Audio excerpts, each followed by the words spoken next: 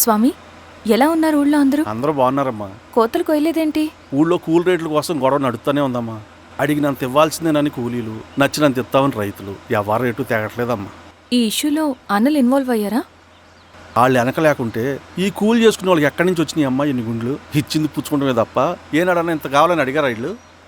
పోనీలే, ఇన్నాళ్ళకైనా వాళ్ళకేం కావాలో నోరు తెరిచి అడగగలుగుతున్నారు. సంతోషమేగా. తీసుకుని మీదటైనా జాగ్రత్తగా ఉంటుంది.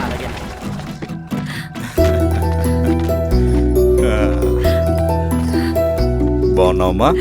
బాగున్నానన్నయ్య, నువ్వెలా ఉన్నావు? బాగున్నాను. రా లోపలికి వెళ్దాం. రా కూర్చో. సో ప్రయాణం అంతా బాగానే జరిగింది కదా? నీ ఫేవరెట్ నెత్తిపూరి. రా వడ్డిస్తారా? ప్లేట్ తిప్పు. నాకొద్దన్నయ్య, నాకు మంచి కాఫీ తాగాలని ఉంది. అమ్మో, నీకు నచ్చినట్టు కాఫీ చేయాలంటే ఆ దేవుడి దిగి రావాలి తల్లి. ఏంటో అన్నయ్య, మంచి కాఫీ తాగకపోతే ఇక ఆ రోజంతా అదోలా ఉంటుంది నాకు. రేయ్ సామి, అయ్యా అర్థమైంది. శిరీష్ అమ్మకి మంచి కాఫీ కావాలి, అంతేగా నేను వెళ్ళి పట్టుకొచ్చేస్తా. ఎక్కడికి స్వామి? మన ఊళ్ళో మెగాస్టార్ హోటల్ ఉందమ్మా, అందులో కాఫీ చాలా బాగుంటుంది. నేను వెళ్ళి పట్టుకొచ్చేస్తా. స్వామి, అమ్మా కాఫీ అంటే అక్కడికి వెళ్ళి వేడివేడిగా తాగాలి. నేను వస్తాను పద. అవునమ్మా, అక్కడ నేను కూడా తాగాను, చాలా బాగుంటుంది. వెళ్ళు. థ్యాంక్ యూ అన్నయ్య. ఆడుతూ పాడుతూ పని చేస్తాం.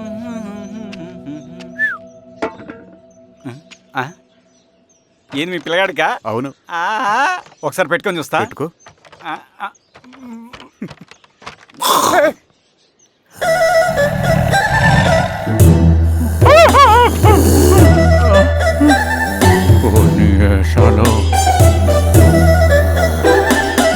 బట్టలు ఉంటే చూడండి, బట్టలు లేకుండా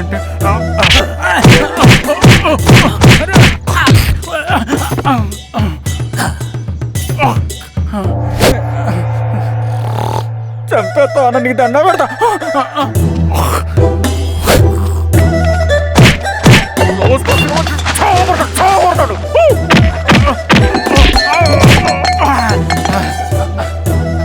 నేనన్నా బొట్టుని ఏందన్నా నాకు చంపుతా ఏంది?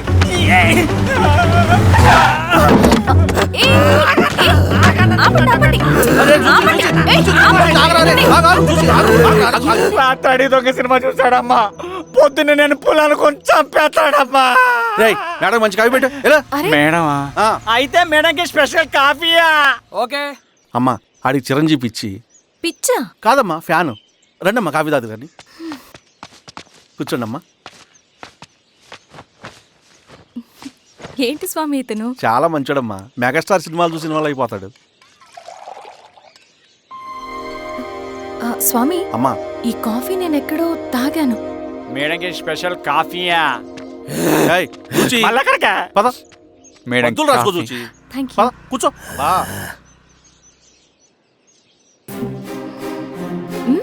కాఫీ బాగుంది. ఎవరు చేశారు?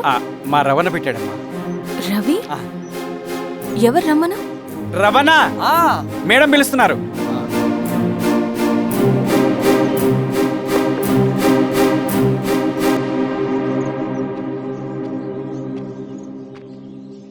ఇతనే రవణ. శిరీష, మీరా? రవి, నువ్వేంటి ఇక్కడ? కాఫీ బాగుందా? చాలా. అది కాదు రవి, నువ్వు ఇక్కడ? ఈ హోటల్ మనోల్దే. మన ఫ్రెండ్స్ అందరు బాగున్నారా? చాలా బాగున్నారు. అవును, మీరేంటి ఇక్కడ? ఏమని అన్నా, అన్నా ఏమైందన్నా? అన్నా, లే అన్నా. స్వామి త్వరగా కారుతా. జాగ్రత్త. అన్నా త్వరగా పట్టిది అన్నా.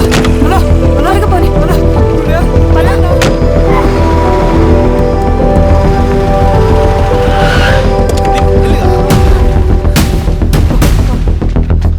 Doctor doctor, doctor! ఏమైంది? డాక్టర్ త్వరగా చూడండి డాక్టర్. లోపల తీసుకురండి.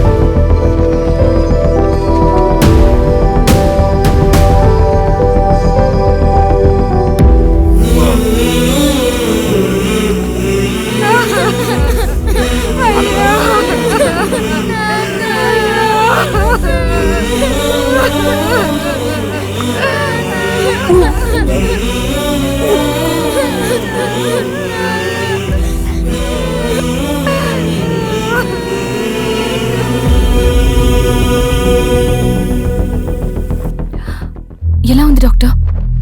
డాక్టర్ చనిపోయాడమ్మా.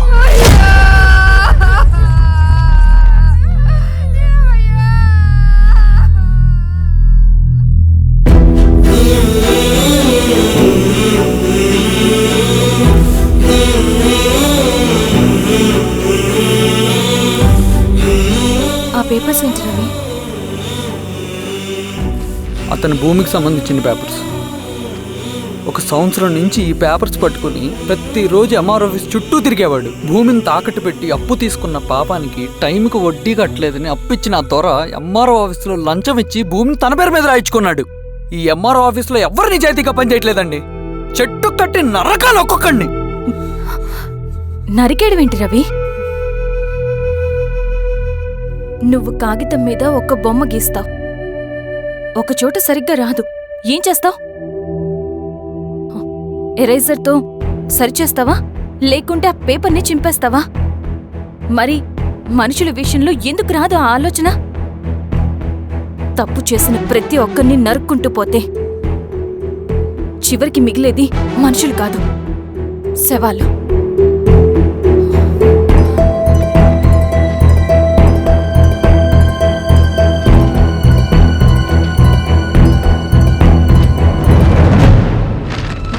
పదరవి రా.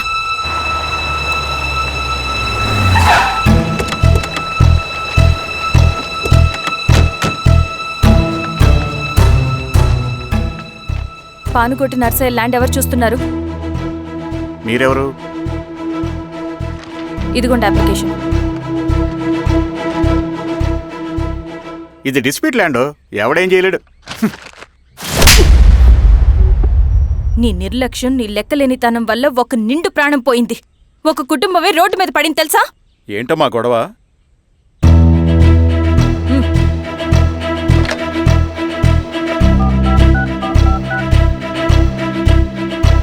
Hello sir.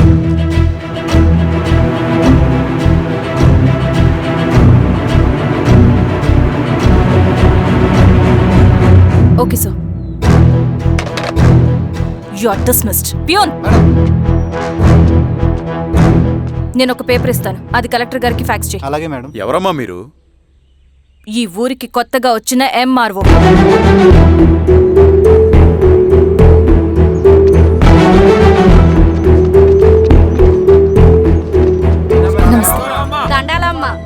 మీ పరిస్థితులు నాకు తెలుసు.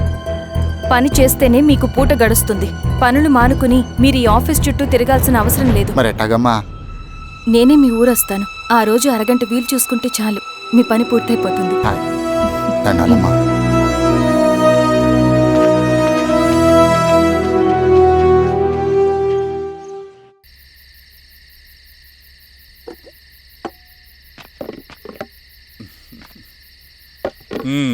ఎంఆర్ఓ గారు, ఏంటి ఛార్జ్ తీసుకున్న మొదటి రోజే ఆఫీస్లో మీ పవర్ చూపించారట? అన్నయ్య, నువ్వు సస్పెండ్ చేసిన వ్యక్తి నా దగ్గరికి వచ్చాడమ్మా. పాపం కన్నీళ్లు పెట్టుకున్నాడు. అతడి వల్ల నష్టపోయిన ఒక వ్యక్తి నా కళ్ళ ముందు చనిపోయాడన్నయ్య. కన్నీళ్లు ఎన్నిసార్లు తుడుచుకున్నా పోతాయి, కానీ వీళ్ల నిర్లక్ష్యంతో పేదవాళ్ల ప్రాణాలే పోతున్నాయి. అన్నయ్య, మనూరి సమస్య పేదరికం కాదు, నక్సలిజం. నాలాంటి ప్రభుత్వ ఉద్యోగులు వాళ్ళ డ్యూటీలు సక్రమంగా చేయకపోవడం వల్ల విసిగిపోయిన జనం అడవిలో వాళ్ల హెల్ప్ తీసుకుంటున్నారు. ఒక వ్యవస్థ ఇక్కడ సరిగ్గా పనిచేయనందుకే మరో వ్యవస్థ అక్కడ పుట్టింది. అందుకే నా పన్నం చేయనివ్వండి. స్నానం చేసి రండి, భోజనం చేద్దాం.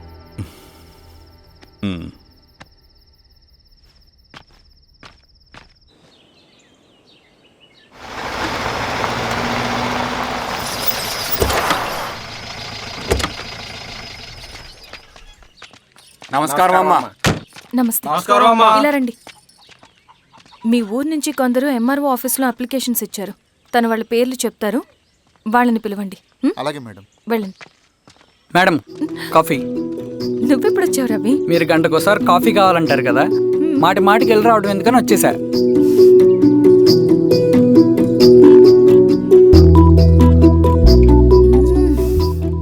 రవి, ఈ కాఫీ కోసమైనా నేను పెళ్లి చేసుకోవచ్చు. అదేంటి అలా అనేసారు? That's a compliment. భలే వారండి బాబు. దండాలమ్మా. నమస్తే. ఇలా ఇవ్వండి. చెప్పండి మీ సమస్యలేంటో. పేరు తలుపుల వీరాంజనేయులు, ఉన్నది 3 ఎకరాల పొలం. చిన్నుపాటి ధనుంజయరావు అనే మహానుభావుడు అందులో 2.5 ఎకరాల భూమిని తన పేరు మీద రాయించుకున్నాడు. అడిగితే నీ దిక్కున్న చోటు చెప్పుకోమన్నాడు. దిక్కులేనాడు కాబట్టి 1/2 ఎకరం భూమి మీదే పెద్ద కుటుంబాన్ని నెట్టుకొస్తున్నాడు. అవునమ్మగారు, ఆ పొలం ఎలాగైనా తిరిగి ఇప్పించేయండి అమ్మగారు. ఆ పొలం కోసం 3 సంవత్సరాల నుంచి తిరుగుతున్నాను అమ్మగారు. వీరబాబు, వీళ్ళందరి దగ్గర కలెక్ట్ చేసుకో. మేడం, దాదాపుగా ఇక్కడ ఉన్న వాళ్ళందరి పరిస్థితులు ఇవే. వీళ్ళ సమస్యలు పరిష్కారం కావాలంటే మాట్లాడాల్సింది వీళ్ళతో కాదు మేడం, మన ఊరి పెద్ద మనుషులతో. ఆహా. ఇందు మూలంగా 50 మంది గ్రామ ప్రజలకి తెలియజేయదేవనగా శ్రీరామగిరి గ్రామ పంచాయతీ మోతుబరి రైతులు, సన్న చిన్నకారు రైతులందరూ రేపు ఉదయం 10 గంటలకి ఎంఆర్ఓ ఆఫీస్ దగ్గరికి రావాలా.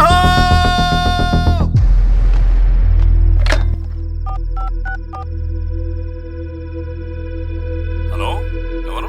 నమస్తే బాబాయ్, నేను ఈశ్వర్ రెడ్డి. ఎలా ఉన్నావు? బాగున్నా. చెప్పు బాబాయ్. శిరీష్ ఎంఆర్ ఆఫీస్లో భూ సమస్యల గురించి రేపు మీటింగ్ ఏర్పాటు చేసింది.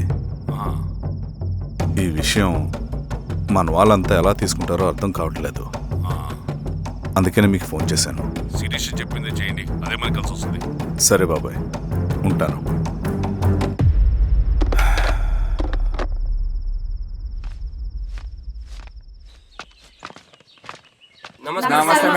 నమస్తే అమ్మా. కూర్చోండి. పొలాల్లో పండిన పంట కోతకొచ్చినా ఈ రోజుకి ఒక్క గింజ కూడా తెగకుండా పక్షులకు, పందికొక్కలకు ఆహారంగా పోతుందంటే దానికి కారణం ఇది. ఈ ఊరికి పట్టిన దౌర్భాగ్యం మీరు చేసిన అక్రమాల చిట్టా. కడుపు మంటతో ఉన్నవాళ్లు మీరు చెప్పిన కూలీకొచ్చి ఎందుకు పనిచేస్తారు?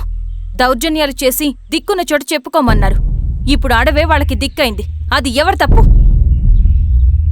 మొత్తం 100 ఎకరాల పైచిలుకు భూమి వాళ్ల దగ్గర దౌర్జన్యంగా లాక్కుని ఇన్ని సంవత్సరాలుగా మీరు అనుభవిస్తూ ఉన్నది.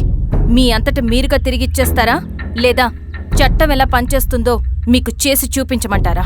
అలా చేయండి మేడం. నువ్వు ఆగవే నరసింహులు. ఏం చేయాలో మా ఎంఆర్ఓ గారికి బాగా తెలుసు. అట్టా కానివ్వండి అమ్మా. ఇస్తే మీ పొలాలు ఇవ్వండి, మా వివం. మీ పేరేంటి? సామిరెడ్డి. రూల్స్ ప్రకారం వెళ్తే మీ మొత్తం పొలం పోతుంది. కూర్చోండి. సామిరెడ్డి కూర్చో.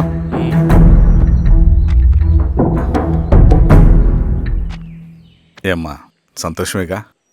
మరీ నువ్వు అనుకున్నంత చెడ్డవాళ్ళేం కదమ్మా మనోళ్ళు.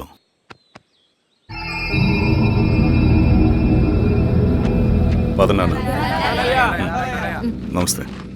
పెద్ద ఆయన చెప్పాడు, అంతా మన మంచికే. పోను పోను నీకే అర్థం అవుతుంది. ఎన్నాళ్ళకి మీకు మంచి జరిగింది. సెంట్రల్ కమిటీ నుంచి కొత్త ఆర్డినెన్స్ వచ్చాయి.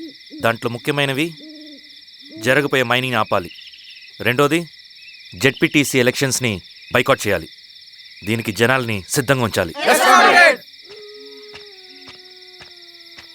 లాల్ సలాం కామ్రేడ్. లాల్ సలాం. ఏంట్రవి, శ్రీరామగిరిలో భూస్వాములందరూ దేవుళ్ళైపోయారంట, పేద ప్రజలకంతా వరాలు ఇస్తున్నారంట, ఏంటి సంగతి? అవునన్నా, నేను కూడా ఆశ్చర్యపోయాను. ఒక గవర్నమెంట్ ఆఫీసర్ తలుచుకుంటే ఒక ఊరు క్షణాల్లో ఎలా మారిపోద్దో నా కల్లారా చూశానన్నా. అది కాదన్నా, అంటే నా ఉద్దేశం వాళ్ళు ఏం చేసినా దానికి ఒక స్ట్రాటజీ ఉంటుంది. శిరీష వాళ్ళ వర్గానికి చెందిన అమ్మాయి. ఆ అమ్మాయికి ఎంత పాపులారిటీ వస్తే వాళ్ళకంత మంచిది. ఎందుకంటే వాళ్ళ అన్నయ్య ఈశ్వర్ రెడ్డి రాబోయే జెడ్పీటీసీ ఎలక్షన్స్లో చైర్మన్గా పోటీ చేయబోతున్నాడు. ఈ అభిమానం మొత్తం వాళ్ళు ఓట్ బ్యాంక్గా మార్చుకోపోతున్నారు. అంటే అన్నా, శిరీష అయినా ఎవరైనా ఒకే తాను ముక్కలే. అధికారమే వాళ్ళ అవసరం తీరుస్తుంది. వీళ్ళందరూ అధికారం కోసం ప్రయత్నం చేసేది వాళ్ళ ఉనికిని కాపాడుకోవటం కోసమే. రేపే నామినేషన్ వేస్తున్నారు.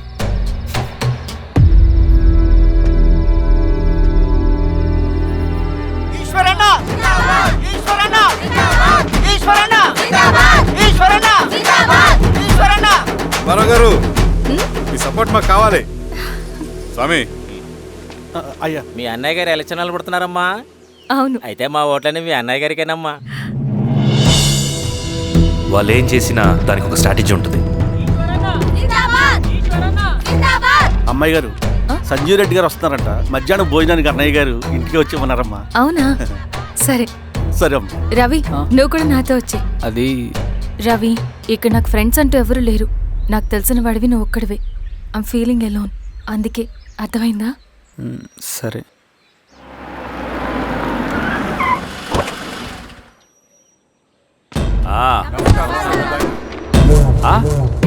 ఈశ్వరా, బాగున్నావా?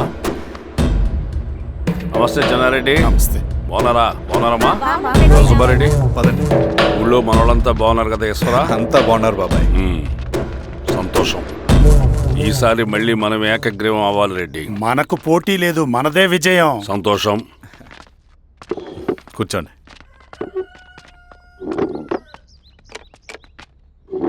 మీరందరూ లోపలికి వెళ్ళి భోంచేయండి. అలాగే అన్న.